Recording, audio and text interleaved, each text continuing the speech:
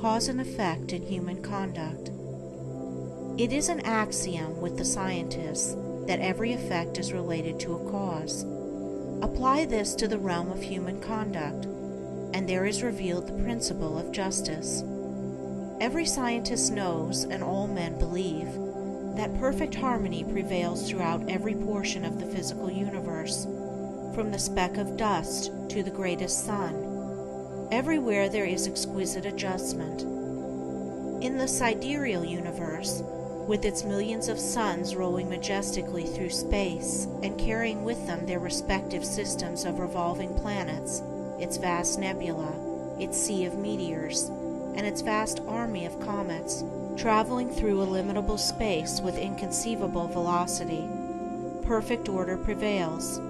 And again, in the natural world, with its multitudinous aspects of life and its infinite variety of forms, there are the clearly defined limits of specific laws, through the operation of which all confusion is avoided, and unity and harmony eternally obtain. If this universal harmony could be arbitrarily broken, even in one small particular, the universe would cease to be. There could be no cosmos, but only universal chaos. Nor can it be possible in such a universe of law that there should exist any personal power which is above, outside, and superior to such law in the sense that it can defy it or set it aside. For whatsoever beings exist, whether they be men or gods, they exist by virtue of such law, and the highest, best, and wisest among all beings would manifest his greater wisdom by his complete obedience to that law which is wiser than wisdom, and than which nothing more perfect could be devised. All things, whether visible or invisible, are subservient to, and fall within the scope of, this infinite and eternal law of causation. As all things seen obey it, so all things unseen, the thoughts and deeds of men, whether secret or open, cannot escape it. Do right, it recompenseth. Do wrong, the equal retribution must be made. Perfect justice upholds the universe. Perfect justice regulates human life and conduct. All the varying conditions of life, as they obtain in the world today, are the result of this law reacting on human conduct. Man can, and does, choose what causes he shall set in operation, but he cannot change the nature of effects. He can decide what thoughts he shall think, and what deeds he shall do, but he has no power over the results of those thoughts and deeds. These are regulated by the overruling law. Man has all power to act, but his power ends with the act committed. The result of the act cannot be altered, annulled, or escaped. It is irrevocable. Evil thoughts and deeds produce conditions of suffering. Good thoughts and deeds determine conditions of blessedness. Thus man's power is limited to, and his blessedness or misery is determined by, his own conduct. To know this truth renders life simple, plain, and unmistakable.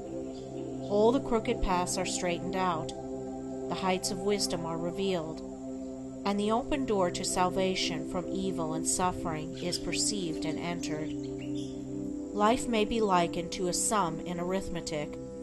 It is bewilderingly difficult and complex to the pupil who has not yet grasped the key to its correct solution. But once this is perceived and laid hold of, it becomes as astonishingly simple as it was formerly profoundly perplexing.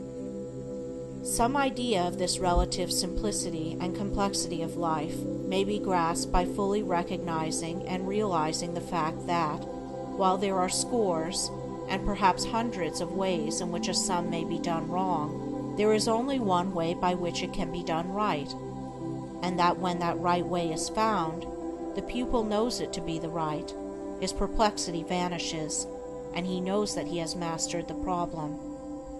It is true that the pupil, while doing his sum incorrectly, may, and frequently does, think he has done it correctly, but he is not sure.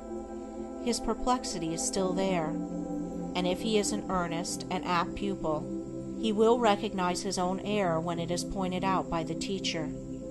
So in life, men may think they are living rightly, while they are continuing, through ignorance, to live wrongly. But the presence of doubt, perplexity, and unhappiness are sure inclinations that the right way has not yet been found. There are foolish and careless pupils who would like to pass a sum as correct before they have acquired a true knowledge of figures, but the eye and skill of the teacher quickly detect and expose the fallacy. So in life there can be no falsifying of results. The eye of the great law reveals and exposes. Twice 5 will make 10 to all eternity, and no amount of ignorance, stupidity, or delusion can bring the result up to 11. If one looks superficially at a piece of cloth, he sees it as a piece of cloth. But if he goes further and inquires into its manufacture, and examines it closely and attentively, he sees that it is composed of a combination of individual threads, and that, while all the threads are interdependent, each thread pursues its own way throughout, never becoming confused with its sister thread. It is this entire absence of confusion between the particular threads which constitutes the finished work a piece of cloth. Any inharmonious commingling of the thread would result in a bundle of waste or a useless rag. Life is like a piece of cloth, and the threads of which it is composed are individual lives. The threads, while being interdependent, are not confounded one with the other. Each follows its own course. Each individual suffers and enjoys the consequences of his own deeds, and not the deeds of another. The course of each is simple and definite, the whole forming a complicated, yet harmonious, combination of sequences. There are action and reaction, deed and consequence, cause and effect, and the counterbalancing reaction, consequence, and effect is always in exact ratio with the initiatory impulse. A durable and satisfactory piece of cloth cannot be made from shoddy material, and the threads of selfish thoughts and bad deeds will not produce a useful and beautiful life, a life that will wear well and bear close inspection. Each man makes or mars his own life. It is not made or marred by his neighbor, or by anything external to himself. Each thought he thinks, each deed he does, is another thread, shoddy or genuine, woven into the garment of his life. And as he makes the garment, so he must wear it. He is not responsible for his neighbor's deeds. He is not the custodian of his neighbor's actions. He is responsible only for his own deeds. He is the custodian of his own actions. The problem of evil subsists in a man's own evil deeds, and it is solved when those deeds are purified. Says Rousseau, "Man, seek no longer the origin of evil.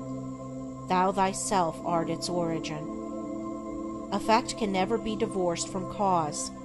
It can never be of a different nature from cause. Emerson says, "Justice is not postponed. A perfect equity adjusts the balance in all parts of life." And there is a profound sense in which cause and effect are simultaneous, and form one perfect whole. Thus upon the instant that a man thinks, say a cruel thought, or does a cruel deed, that same instant he has injured his own mind. He is not the same man he was the previous instant.